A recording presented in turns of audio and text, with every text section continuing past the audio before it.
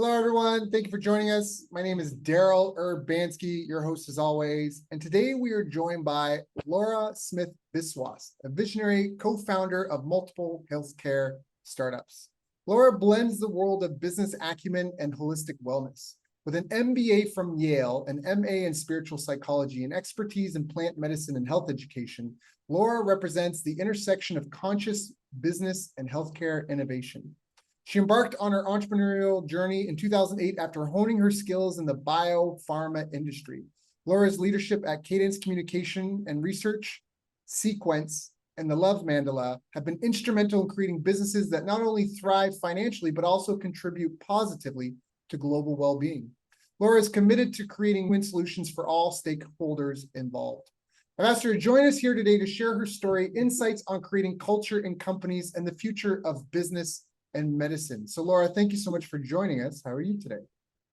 Good. That's a lovely introduction, Daryl. Thanks for having me. It's really a pleasure to join you and connect with your community and see if I can be of help in any way. Yeah, it's an honor to have you here. And I always like to ask, before we get into running multiple businesses, creating a culture, navigating the ups and downs of economies, how did you even come to being an entrepreneur? Is this something that are you blazing a new trail? Do you come from a family of entrepreneurs? Yeah, it's such a good question, right? Because I think there is a little bit of I don't want to say a type, sometimes it does run in families or in circles, right? Because it takes a certain risk appetite to be an entrepreneur. And interestingly, I would say that I never would have expected I would have taken this route because I didn't have that early on in my life. I didn't have that risk appetite. But what happened for me is as I grew up and there weren't a bunch of entrepreneurs in my family, although this generation, I have siblings that took the same route. A bunch of us decided to start that within our family, but I didn't come up that way. And what happened for me was after getting into corporate America, after I went to business school, like I was just like, oh, I want to make a difference somewhere. So I picked healthcare. I was always interested in it. I had done health education as an undergrad. And as I got into it, I really was learning a lot. And I was working for Fortune 50 companies. These are some of the biggest companies in the world in that space. And I had some really good mentors, which I was very fortunate because you never know in a given job if you're going to get a great boss or not. And I was lucky also to have some women that were great bosses of mine. So I saw women in good leadership positions, which I think there's a little bit more of that in healthcare than I saw with some of my peers in other industries like finance and such. And so that was a great starting point for me. So I was learning a lot until I got maybe, I don't know, 10, 12, 14 years into my career. And then I just hit a wall where I was just not interested in anymore. And I couldn't make myself pretend that I was. It was almost like waking up one day. And I think I had just changed and realized I wanted something more out of my work life. It wasn't very balanced. So I had 3 little kids at the time and they were getting very little attention and they were great kids and I wanted to spend more time with them, but my life did not really allow. It's like in my last job in corporate America, I was an investor relations officer. So I was going to New York from the West Coast and things like that and really spending time in the office and trying to figure out like how to get some work-life balance. And it wasn't really happening. But I was getting great training, but I hit a point where I said, okay, this is not really working for my own life, even though it's got some perks. There's compensation. There are good things about it. But I think I had just realized like as a whole person, this isn't really supporting me in my whole life. And so I took some time off and I went back and got my master's in spiritual psychology. And I really took time to go, what do I want to do? And honestly, I did a little bit of just experimentation. Like I first did some financial consulting with small businesses and I didn't really love that much. And then I started what it was a grief recovery startup that was a digital solution online to help people remember their loved ones. And I actually was really into this whole project and it was a really beautiful digital solution. I invested money in it, had programmers developing something, and then I got cancer. And I couldn't finish creating it. And when I came back to it, and I was lucky enough to get a cancer that's curable, like by most measures, I had thyroid cancer, but it really took me out for a while. I had to have surgery, radiation. I had little kids, and it was a very serious thing. And when I came back, the market had moved and the digital solution didn't make sense anymore. And so I had to basically scrap this thing I'd worked on for a couple of years that I was really emotionally invested in. And, Yeah. and, and so that was my first like heartache. And as being an entrepreneur, I guess that everybody goes through those, I think. Well, it's your baby, right? It was, yeah. So it was the first baby that didn't really get off the ground. And then so this is a bit of a story too, but I was married at the time with somebody who wanted to be an entrepreneur as well. And so we ended up starting a business called Cadence that we still run today, although we're not married anymore. So we went through a divorce while running a company and midway through. And so that alone is quite an interesting story that we navigated it. We're still really good friends. We still work well together. But at the time, it was like, look, we both have the skills to do this. Let's just try it. Let's go for it. And you never know, there's Mm, no perfect time, right? It's a difficult decision, but there was just a point where it's like, okay, let's give it a try. And we started during the recession in '08. So it was not really great. ideal. So it was a touch and go kind of thing. And I don't want to say touch and go. It was just like any small business in the beginning. You're like, do we have enough cash to keep everything rolling, even though the projects are coming in? But you don't always get paid when you do the work. And that's true in our industry. So that was an exciting journey starting from like ground zero, because I really only worked for huge companies. So I had so much to learn. Mm, And that in part is a great thing about being an entrepreneur is it just invites you to learn over and over, because whatever size you get to and then you grow to the next, you got to learn something new to be successful. well, 100%. And even if you're not growing, your competitors are going to take you out. So it's really not, it's not like a career where, forgive me, but if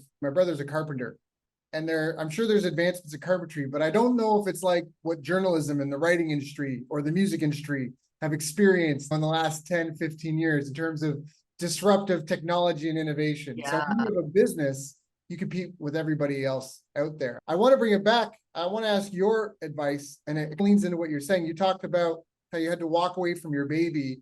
And it reminded me, I thought of something that's a really important point, is that for people to fall in love with markets, not products or services, because of exactly what we talked about here. Things change either because your company's getting bigger and so what you're doing is changing, or the industry is changing, or a competitor is doing something different now and now you have to respond somehow. And so you can't necessarily fall in love with your product or Yeah. service. What you really need to do is fall in love with your market. Can you speak to that Yeah. a little bit? Has that, I don't want to put words in your mouth, but has that been a bit of a guiding light to be able to run I, multiple companies? I think it's funny in retrospect, I can see that's what's been happening for me. I don't think I knew it at the beginning, but the thing is, I'm a big believer that you have an innate compass. If you're really listening to yourself will draw you into things. You'll be attracted to this, you'll be interested in that. And so it brought me through that. And in some ways, if I put all the pieces of what I've done together, they all have a common thread of either clients or patients in the healthcare system that I'm trying to help them have a better, experience from a holistic perspective. And everything I've done has something to do with that. So there is a thread, even if maybe somebody outside wouldn't have seen it.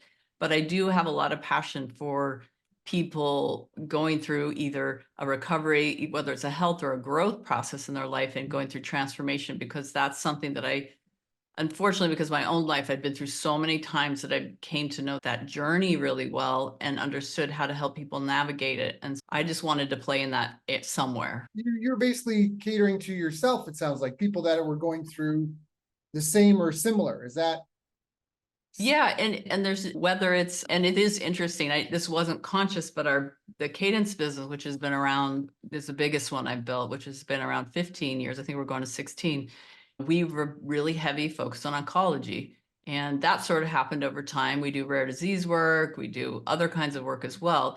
And my interest has always been like, how do we affect the patient to have a better experience and not just support the scientific, but my interest has gradually kept shifting towards what about the other parts of that experience, the emotional experience, the psychological experience, because I've been there, and I've also been through, I had a father who died of a brain tumor very young. So I've walked on that side of it. Life has a way of preparing you for Mm. knowing where your lane is when you want to help other people. Where can you really contribute the most, along with your education, your skill set, all those things.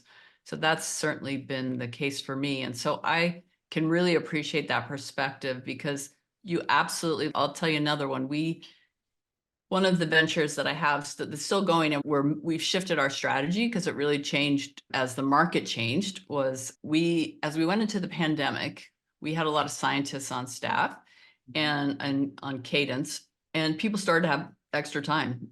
Our clients weren't doing a lot of business. We weren't going to lay everybody off. We were lucky enough to have PPP money coming through to support the transition.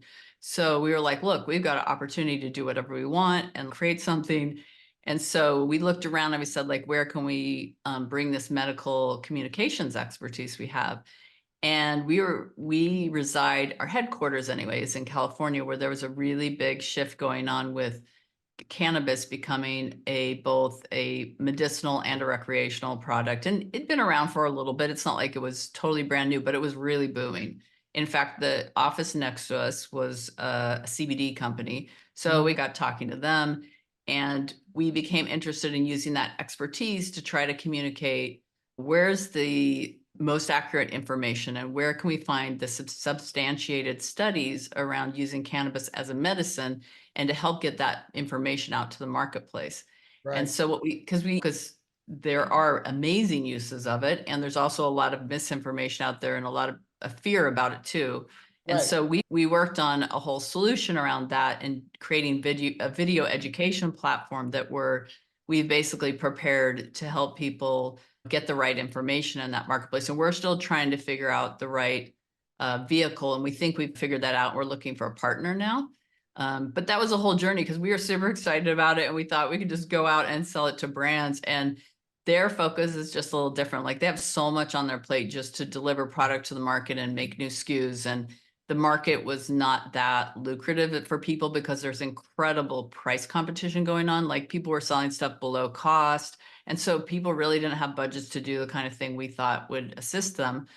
And so it's been a really interesting journey. But once again, the general impulse to just want to bring something to the market to help people get the best information to have a better quality of life, a better health experience is still there. Yeah. And that I haven't lost sight of, and we still got our strategy to bring that to fruition. I love that. Yeah. You reminded me of a famous, I don't know if it's a quote, but just a thought that I got from Greg Glassman, the founder of CrossFit.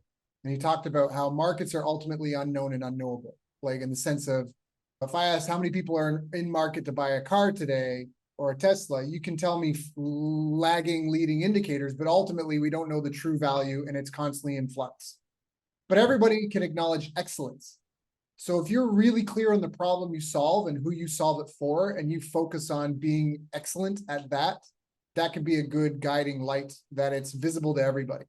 And that just making money on its own can be so many companies talk about corporate, they're so focused on this quarter, but you don't want to throw out the baby with the bathwater. You don't want to burn your relationship. Another guest, Brian Kurtz, he ran $100 million, $40 to $100 million company. And one of the things he said is, not everything is a sales event, but everything is a relationship event. And I totally agree. And so what would be some of your advice you would give someone who's either starting out in business or struggling? I wouldn't go very far from what he's saying, but I'm going to tweak the relationship message a little bit. I think everything in business, at least my experience has been that it really just boil down to relationships, whether you're building an online relationship with somebody, or it's a true partnership, or you're meeting in person, or you're collaborating on something. Everything goes back to relationship. And the piece that people are less aware of, although I think a lot of entrepreneurs know this by experience, whether they would articulate it this way or not, is that your relationship with yourself is this foundational piece to building whatever you're building, right? Whether it's a company, a product, a service. And so I'm a really big advocate of making sure that people keep an eye on the inner work of how they're relating to themselves. And are they building things on a foundation where they can navigate as an entrepreneur with stability? Because there are going to be ups and downs. Like in the healthcare market, for example, with Cadence, we got to this one point. We'd been on the Inc. 500 list a couple times. We're just growing like crazy. We're super excited. And our biggest client was bought up by a pharma company that is not well respected in the industry, that just basically fired everyone, stopped promoting the products, jacked prices. They're the epitome of what people think of, unfortunately, the negative viewpoints. There's lots of good ones out there too. So I don't think everyone's like that, but we were the recipient of losing our biggest customer like that. And all those people eventually found jobs and called us back, but we lost huge portion of business overnight. And it was just like, okay, we didn't do anything wrong, but Right. you could go into deep self-flagellation and upset and everything around. I think we're going to have to do some restructuring. You might have layoffs. We had to do so many things to navigate that because of our size and the concentration we had with them. And we knew we were concentrated, but like all companies, as you're growing, you never turn down good business that's coming to you. Right. And when you do a great job, your customers often get bigger, and it's tricky, right? It's Yeah, not yeah, the, yeah, yeah. yeah. I think So that's there's inner work around just navigating that change, for example, and like having support with that is really powerful, and putting something in place so that you're not just going in and riding the waves without support, I think, because otherwise it can be really challenging emotionally. yes, I agree 100%. I always felt early in my career, I felt that business was very Shakespearean, where a lot of businesses failed. And all of Shakespeare's plays, the tragedy built around the main character flaw of the primary characters. And I feel like business is that way as well. And in 2020, I think I talked about this before in our meeting group before we did the interview, but I did a bunch of research, had 10 assistants help me go through all the academic literature we could find on business success. And we uncovered 8 critical success factors for small and medium-sized businesses. And people sometimes ask me, what's the one factor to rule them all, right? People want the magic bullet. There is no magic bullet. But if I had to pick one to excel at, it's self-efficacy, which for us, when we went into the research, we defined it as certain personality traits, certain leadership skills, and personal disciplines. The personality traits were things like locus of control, which means being a control freak about the things you can control, extroversion, openness to experience, agreeableness, conscientiousness, acceptance of criticism and feedback. So you have to be able to handle that. Otherwise, you can't fully adapt. And that was under leadership skills. For us, the leadership skills were self-awareness skills, communication, cooperation skills, emotional intelligence skills, and adaptability. And how many people do we know that they have a business, but they treat their customers like crap, or their staff, or I've had people come and try to have me as a client because they had staff leave and sabotage things on the way out. And that's where they weren't agreeable, they weren't conscientious, they didn't have good emotional intelligence, they just didn't handle that. And then of course the personal disciplines, personal mental disciplines, time management, the willingness to commit, things like that. So I agree 100% with what you're saying, that if you aren't taking care of yourself, you are the foundation everything is built upon. Yeah, and it's hard to say. I love you saying that there isn't one thing, because there isn't, right? You have to do the fundamentals. And I didn't go to business school at Yale and then ignore that your operations need to be efficient and your finances need to make a profit, and you got to keep an eye on your staff utilization or whatever it is that matters to your business. I'm saying that knowing that, yeah, your basic strategy, your basic operations, all that stuff has to be there too. But people know that. It's okay, but what beyond that? Like, where do we sometimes miss the mark? There's a lot of things that mattered, and it's a little bit like, can you juggle a lot of balls without being too wrapped up in not being able to keep them all going at all given times, and just keep picking them up and going again, if that's a good analogy. You keep moving forward while taking bullets to various body parts. Yeah, yeah. Yeah, yeah. What would be some of the skills or behaviors that you think are important? So, yeah, so let's talk about, so because hiring the right people, hiring great people, let's just say, because there's lots of right people, but hiring great people into your organization is one of the other most profound things you can do. And looking for those traits that really demonstrate that they're a good fit, both strategically, skill wise, and culturally, those things all matter. And do they play well in the sandbox? And I say that in part because, let me back up and give you like a little bit of a framework I've been using lately that I found really useful, that tells me why you need all those elements.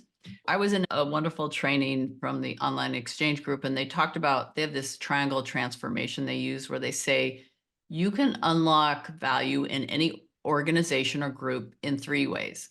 And the first way is through intellectual capital. So that means doing things like, can you unlock more creativity? Can you unlock more active learning in your organization? Can you, for us, for my business, the Cadence one, I would say, can I unlock more scientific knowledge from my staff and expertise and bring it to the marketplace? The second area of unlocking value is what they call communal capital. And so that's when you have shared purpose in your group. And I think of this, when I translate it to my world, I think of that as the company itself. Are we nurturing what's important? Do people feel they belong? Do they feel a sense of purpose together? Because if they do, they're going to behave very differently. And do they feel connection with each other? And do we feel like a team? And this is why, again, picking people that know how to lead and to build teams and those kind of things in an effective way matter. And then the other thing that the triangle of transformation is based on is social capital. So that's a third piece. And this is bigger. This is, in my world, I would call that, what's the social capital? It's like the patients, the medical system, our clients, our vendors. And it's like, how can we unlock more value with them? And that means that we've got to have more than one-way communication. We have to learn to build relationship. We have to really network and connect with them and make sure we understand them really, so that all of these pieces of having an impact can be unlocked. So when I look for people and I look for people that will really contribute to this, I'm looking for people in our area in healthcare. They have to be really, they just have to have the depth. It's a really complicated market. If you don't know anything about payers or how the healthcare system works or how manufacturers buy product and sell it, and you want to be in the biotech, you better go learn that, because you can't get by. So it's okay if you don't know in the beginning, but you just have to learn everything, even if it's not your area, in order to get really solid. But once you have that, I'm looking for, okay, are people really creative? Do they have an openness to try things? Like in a smaller company, people get asked to do all kinds of things you wouldn't do if you're in a big company with a siloed job. And so I might go to you and be like, can you come up with an idea about how we can do this? And can they think out of the box? Are they willing to try stuff? And one of the things I've noticed, we had a really good hire come on recently and last year. And one thing I really liked about her is she had really good, healthy boundaries, because now everybody works from home. So one thing I really liked about her, so as the CEO, I asked her for a meeting one time and she said, I've got that block to do this work because I got a deadline. I could really meet you at this time or this time. So instead of just throwing everything out the window and being like, oh, Laura asked me to meet with her, I better just do whatever she says. She gave me her structure. And I thought, love it. I think that's great. Like, I respect how you're operating because she's staying focused and she's really knows how to initiate and manage her time and deliver results. And so honestly, everybody in the company that I've got that works for me and the rest of our team, they are really committed to high service. So they care that the client gets a great output, and we do whatever we can to meet that without, and I don't mean sacrifice yourself in some way that is detrimental to your own health or something, but we do whatever we can within reason to meet our clients and make a partnership where they're like, you're making my life easier. I'm going to want to keep working with you. And it's genuine. So how do you develop that culture? Do you have any tips on building culture in a company? Because culture is incredibly powerful. Yeah, it really is. And I heard a good saying, I think it was yesterday, that I really agree with. Somebody said, if you have it doesn't matter how good your company is, how good your services or your products or your process, but if you have a toxic culture, it's gonna have an impact. Oh yeah. And there's no way around it. And likewise, when you have a great one, it's not going to resolve if you have a mismatch with the marketplace. But if you have both, can you imagine what you can do?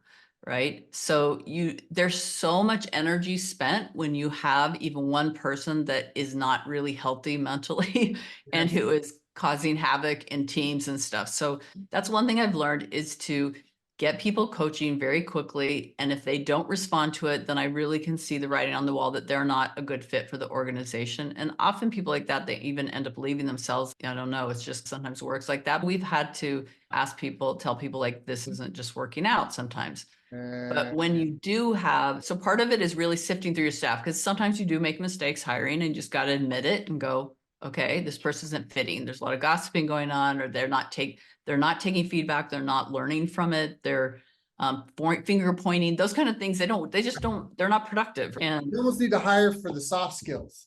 Yeah. You can train up. I remember we did this activity when I had martial arts school. I was doing a martial arts, like how to run a martial arts school. And one of the things that they asked, because there's a lot of people that had, let's say maybe imposter syndrome a bit, because they weren't world champions type thing. And then they were like, okay, let's say you were going to have the world's greatest coach. What would that coach be like? And make a list of 5, 10, 15 attributes. And we list them all down. This is us as a group doing it. And I was like, okay, which one of those are binary? Either you have it or don't. and which ones can be developed. And so all of a sudden on this list of 10 items, like we're like eight of these are things that I can improve on. Like it's character driven. And Yeah. I've hired multiple world champions I did training camps with guys like the Mendez brothers. If anyone's a jiu-jitsu know, these guys won everything they entered for years. And the Mendez brothers were great. I'm not throwing them under a bus, but some others that I got, they were amazing competitors, terrible coaches. They're like, just do it. And you're like, okay, but how? They're like, you just do it. Like they couldn't articulate.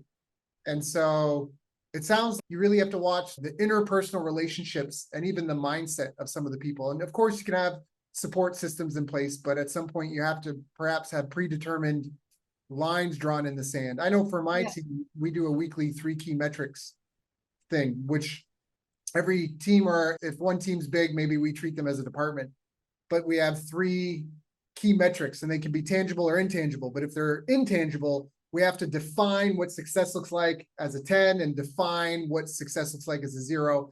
And then in the weekly kind of huddle, each like one-on-ones in that, they give a score, and the manager, or if I'm doing it, I give a score, and then we take the middle. And like you mentioned, when people know they're not meeting, we're like, the benchmark is 8.5. Like we got to try and stay at 8.5. People aren't able to, they know to opt out. And anyways. Yeah, that's really nice. Yeah. And it's one of those things where the thing is, it really does matter that the leadership is living it. It's true that culture is not static. So like we have a list of values that we talk about and revisit, but we tell people from day one, these might change next time we look at them. Like it might be that this one becomes less important and something else rises to the top because it's a living system, and it's just silly to act like it's going to be perfect all the time. You either get it, it's not binary. Okay. It's a continuum. So your culture continuum, like you just have to keep moving it towards that healthier place, and you've got to demonstrate what that means. And so we've chosen as a leadership team to be more transparent than most companies our size about what's going on. We've chosen to talk about things openly when even sometimes we don't know the solution to stuff. We know that people are concerned about this. Let's talk about how people are, processing. Even in the pandemic, we talked about what was happening in the news at some of our meetings, and we just really try to create a situation where it's not ego driven. So one of the things I really like, and I always say this in front of the whole staff, like one of my PhDs, when he first came on, he's just in a meeting and there was people at all levels in this meeting with a whole bunch of doctors. And some doctor was like, can somebody grab me a coffee at the Starbucks in the building?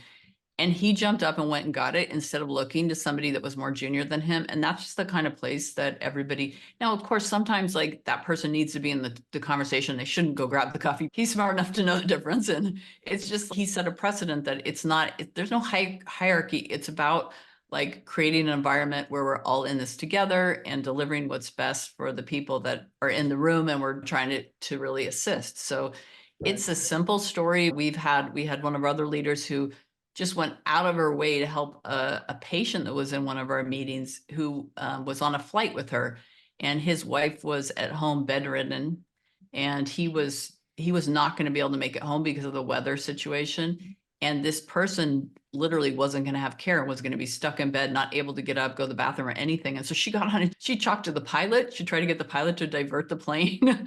That she couldn't do that. They actually called the airport. They tried to the pilot was actually receptive, but they couldn't do it. So then she got on and she basically helped this guy find a backup provider to go to his house. So when he got home, his wife wasn't in distress. And she didn't need to do that, but like that ended up circling back to our client this was like a patient advocacy board that he came to. And she didn't do it for the client accolades, but can you imagine how happy they were that she did that? So that's service orientation. Like you could train people, but they have to be receptive to training to come in with that kind of a commitment to delivering a great environment. I love that. Now, over your career, obviously, you've most likely had other friends with businesses and obviously done business with lots of businesses. What are some of the greatest mistakes that you see your clients and other entrepreneurs making? We've talked about some, but to really hit the nail on the head. Yeah, I think the thing is when people are really short-sighted and choose from fear, and that translates to a lot of things.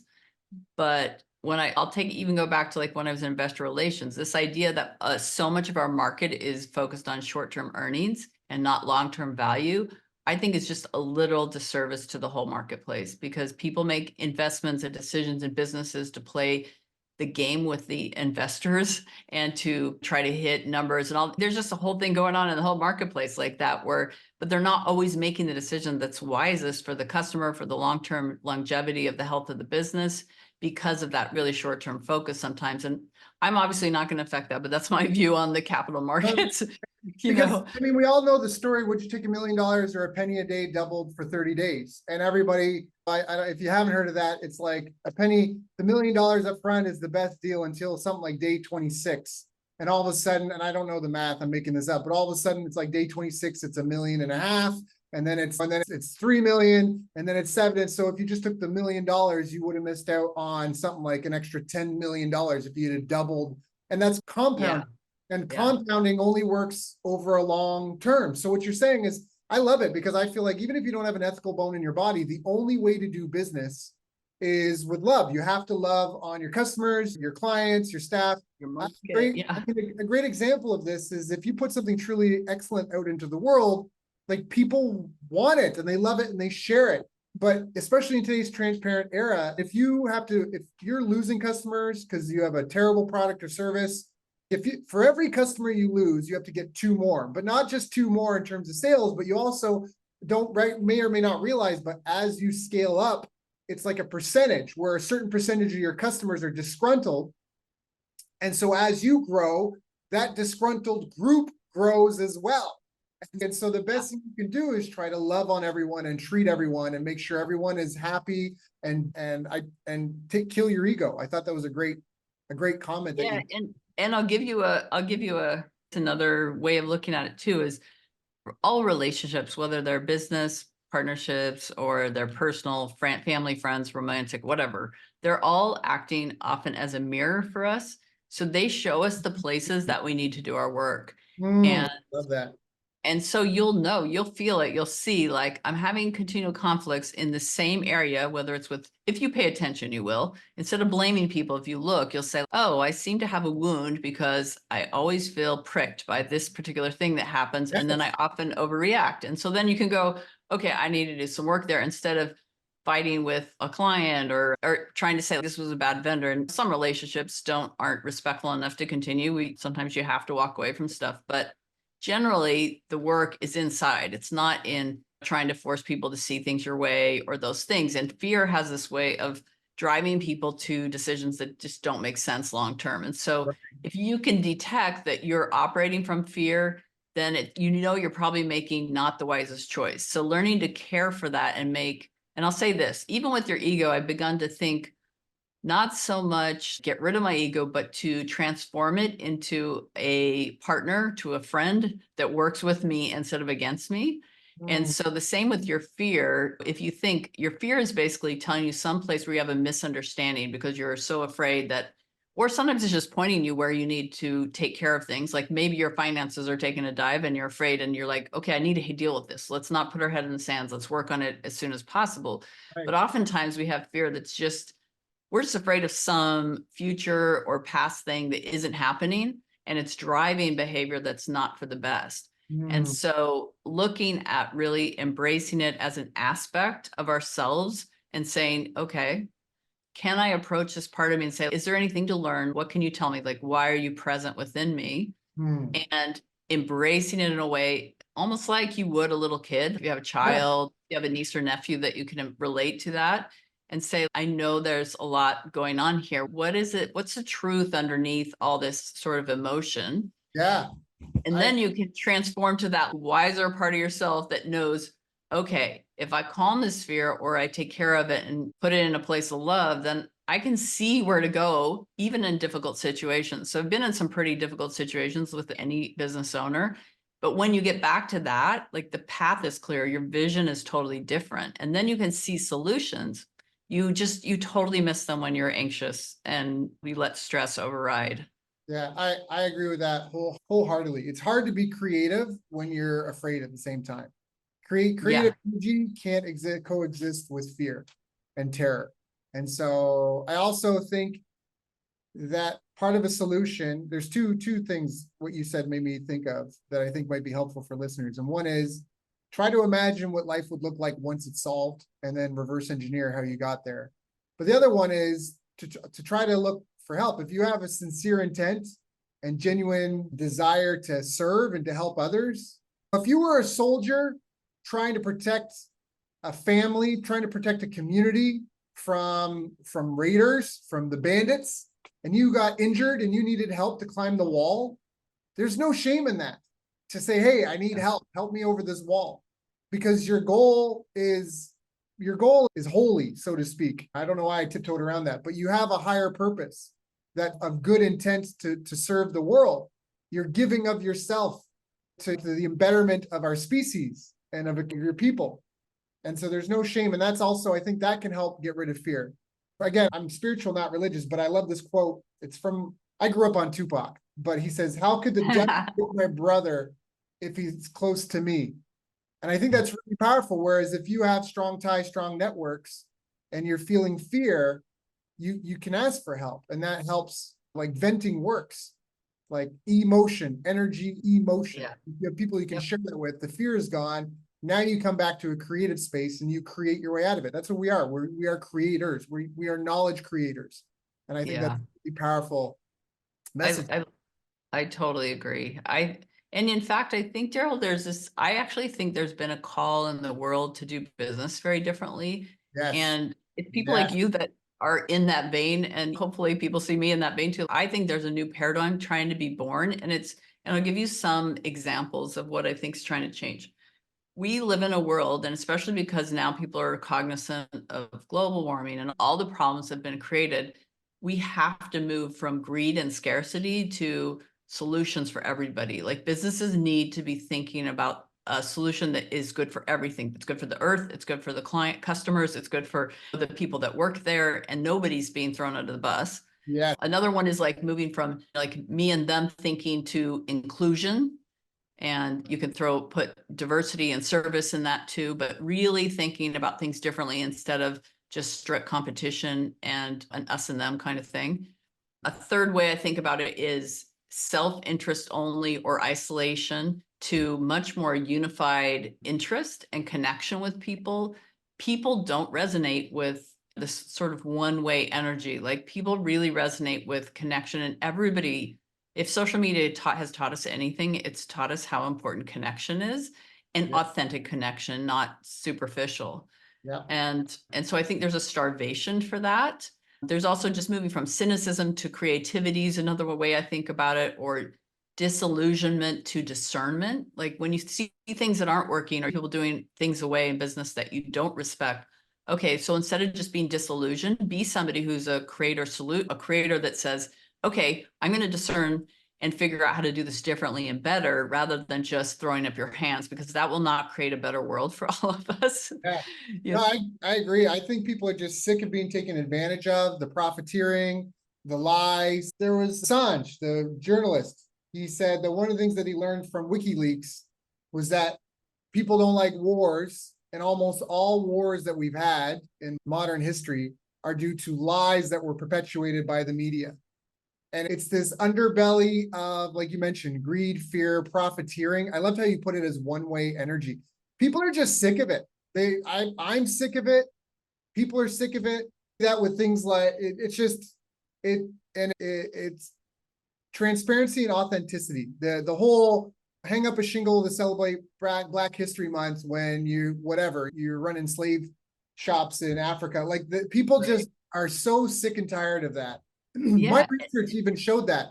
So I told you about the 8 factors under marketing strategy. We found the pillars of marketing, a successful marketing strategy are good market intelligence, product characteristics, the quality and fit, intense advertising and networking, and then a scientific method testing. But the 2 that are related to this is brand integrity and trustworthiness, and corporate social responsibility, not ESG, which is Trojan horse political agendas, but community development, ethical values, and conformity to legal processes. That is positively correlated to success in marketing. Brand integrity and trustworthiness is transparency, customer-focused USP, authenticity, brand consistency, and clear brand purpose and promise. And it just comes back to this, that people want it. We want win relationships. We want sustainable economies and ecosystems. And I love how technology has brought us to a world where I don't necessarily know if things are getting worse. I think it's just more is coming to light. And I light is agree. disinfectant. And it's painful, but Yep. Yep. I love that. And you know what? People are, I think this is not exactly like my focus for work, but because I have a young adult children, I feel like people in the next generation are like, some of them are really activated and changing the world already, but there are many of them that just need the invitation to be engaged to solve the problems that exist in society and know that they're part of the solution. And we've Right. been in a world that was top down, command and control.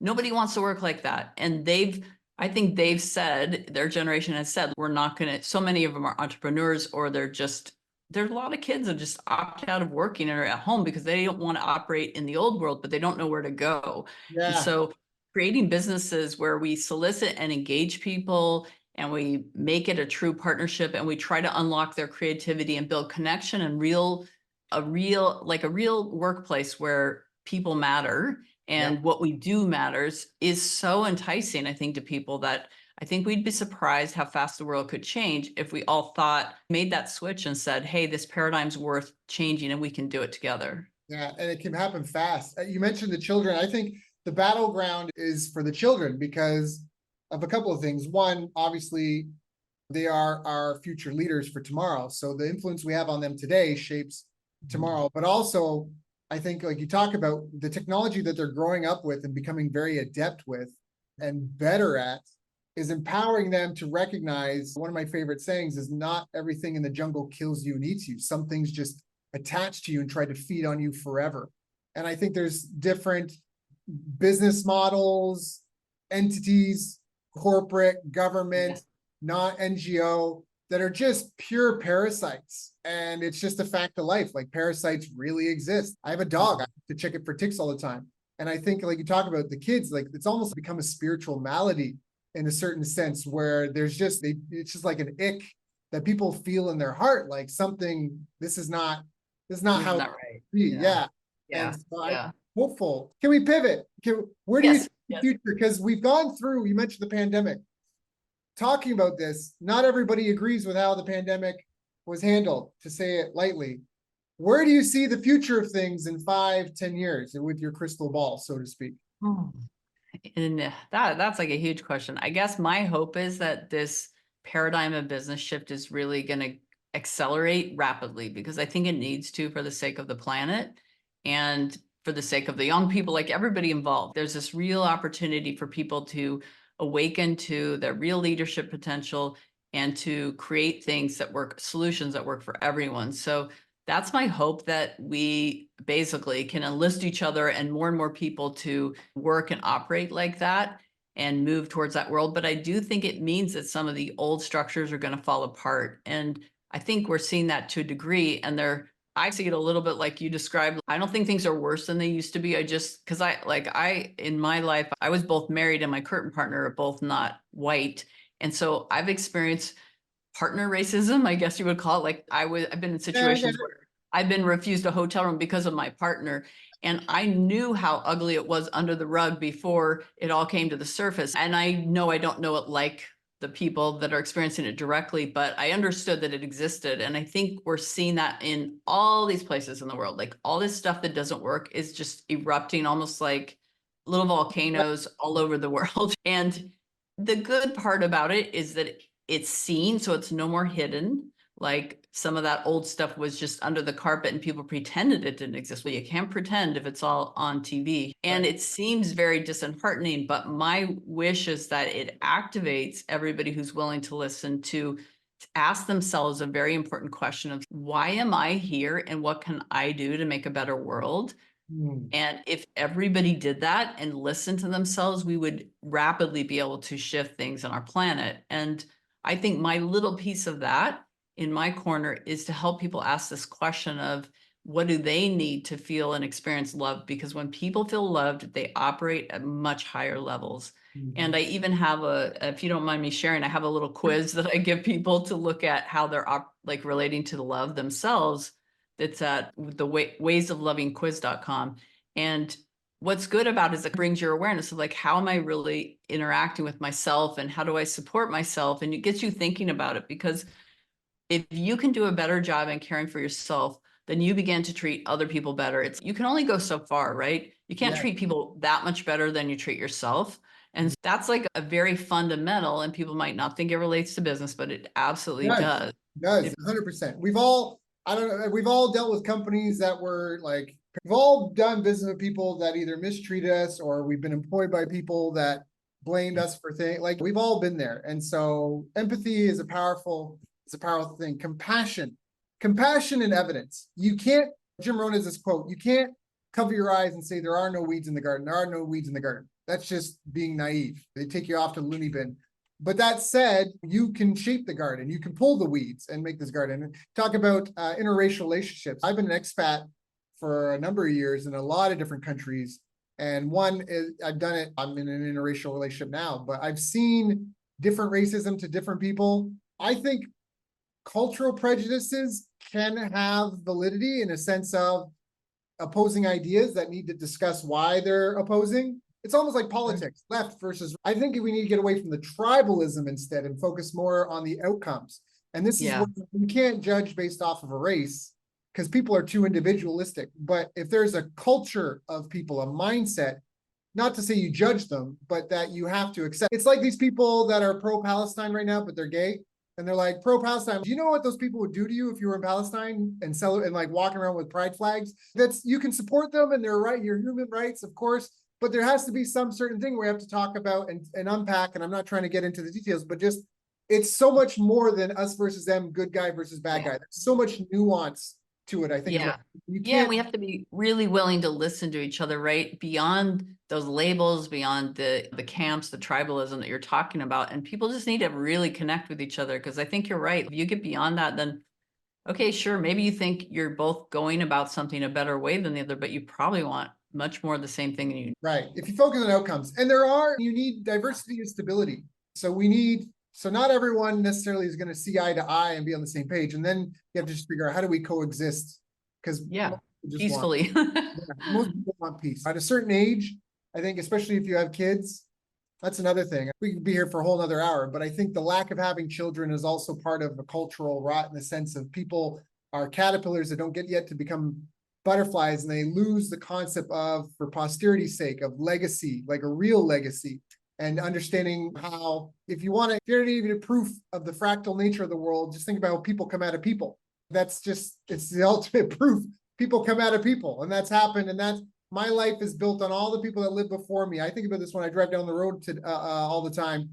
I'm able to get where I'm going in 20 minutes because a group of people spent weeks, if not months or years, in the hot sun doing the work needed to make this smooth road for me. This technology, I didn't figure out how microphones work. I didn't build the internet. We are literally like onion layers built up on top of each other. And I'm going to shut up in a second. But I think by having kids, we've never had as few kids as we have now. There's a part of our element of the zeitgeist, of our cultural kind of, of our collective culture that's like forgetting these sorts of things. And anyways, for me, I felt like I had conquered life. And then I spoke 3 languages. I climbed Mount Fuji. I helped people make millions of dollars. I'd done everything on my bucket list. And then I had kids, and it was like, oh, I was playing checkers before, or chess, and now I'm playing 3D chess, where I'm thinking like 5 generations from now, looking back 5 generations, and I think that's a really important paradigm. And everybody can think about the intergenerational impact of their choices, whether they have kids or not. If you can, and it really helps you get that perspective. But that's what we need to return to, because that's an ancient way. That's not something new. And there are whole cultures, Native Americans, who had that embedded in their thinking long before we came along and destroyed what they had. And we have to have respect for that ancestral wisdom that we blew by and left in the dust. It's time to reclaim a lot of that. Yeah, a lot of people like Japan and ninja and the samurai and the Bushido, which is the way of the warrior. I lived in Japan for 3 years, and they love cherry blossoms. They're these beautiful trees that explode with flowers, but they only last a week and disappear. And it symbolized to them the life of a samurai, because their lives were often short, but were so beautiful. And this is, people forget, like societies were first, we were nomads, and then we figured out agriculture, and then we became settlers. And then it was about producing food, but then we had to have security to protect us from the bandits. And then the people who kept us safe became the king. Like the king had the army, right? That kept you safe and you paid a tax. This is where in Japan, you pay key money, it's called, when you move somewhere.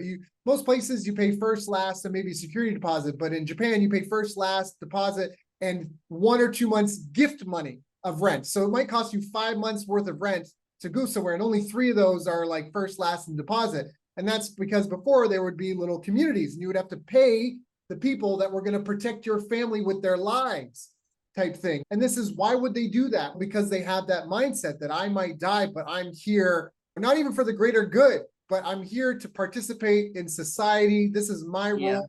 And my life means nothing compared to my kids and my grandkids. And there's a knowing, and then there's a knowing in your heart. And that's why I feel like people are missing. This has been such a great talk. You've given such good knowledge, I feel like, on so many different levels, from like getting started, getting out of scarcity mindset and fear, building a culture of success that will see you through, surviving ups and downs. Even talked about remedying spiritual maladies here. If people want to continue the conversation, if they want to learn more, if they want to get in touch, what are some of the best ways for them to contact you? Probably LinkedIn is a good space for them to find me, but I can pop in my info in the chat, but also if anybody's interested in more like the leadership and the coaching side, the email address I have is laura@thelovemandala.com, and they can go find me at thelovemandala.com or just find me on LinkedIn, and I will let me just So for those that are listening, you can go to the Love Mandala, Mandala, okay, Mandala, yeah. Mandala. So TheLoveMandala.com. You can also look her up on LinkedIn, Laura, Laura Smith, Smith, Biswas, Biswas. Once again, that is Laura Smith Biswas, Biswas. Or go check out thelovemandala.com. Laura, this has been such a great and insightful interview. Thank you for coming and sharing with my audience and I, knowing you have your own followers, your own companies to run, your own kids to look after. Thank you for coming and sharing with all of us so we can all do and be better. Absolutely. It's such a pleasure, Daryl, to share this time with you. And thanks for asking such great questions and building what you're building. I really respect what you're creating. I'm glad to be a little teeny part of it today in your community. The feeling is mutual.